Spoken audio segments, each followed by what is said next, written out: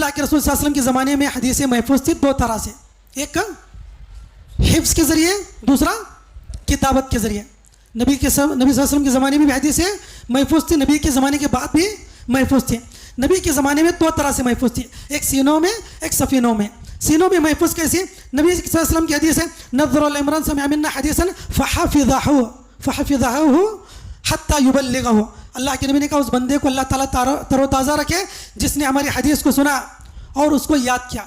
فحفظه حفظ یحفظ، یاد کرنا، اس کو یاد کیا اور ایک روایت میں اس کو آگے پہنچایا. تو نبی صلی اللہ علیہ وسلم نے یاد کرنے والے کی فضیلت بیان کی. تو حدیث نبی صلی اللہ علیہ وسلم کے زمانے میں یاد کی جاتی تھی. مشہور حدیث ہے بخاری شریف کی، حضرت ابو ہریرہ رضی اللہ عنہ کی. حضرت ابو ہریرہ پر جب اعتراض ہوا کہ حضرت ابو ہریرہ بہت حدیث بیان کرتے ہیں، تو انہوں نے کیا کہا؟ حضرت ابو ہریرہ رضی اللہ عنہ نے کہا کہ وَإِنَّ أَبَا هُرَيْرَةَ كَانَ يَلْزَمُ رسول اللہ صلی اللہ علیہ وسلم بِشِبْعِ بَطْنِهِ وَيَحْضُرُ مَا لَا يَحْضُرُونَ وَيَحْفَظُ مَا لَا يَحْفَظُونَ.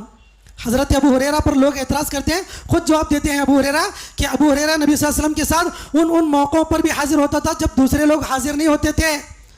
تو نبی صلی اللہ علیہ وسلم کے ساتھ ابو ہریرہ چمٹا رہتا، لازم رہتا، اور ان چیزوں اس وقت بھی حاضر ہوتا جب لوگ حاضر نہیں ہوتے ہیں. وَيَحْفَظُ مَا لَا يَحْفَظُونَ، اور جو چیزیں دوسرے لوگ یاد نہیں کرتے تھے ابو ہریرہ ان چیزوں کو یاد کرتا تھا.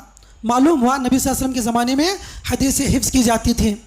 اور وہ مشہور روایت میں جیسا کہ ابھی ہم نے پڑھی کہ وفد عبد القیس اللہ کے نبی نے کہا تھا فاحفظوهن واخبروا بهن من وراءكم، کہ حدیثوں کو یاد کرو اور پیچھے والوں کو جا کر سناؤ.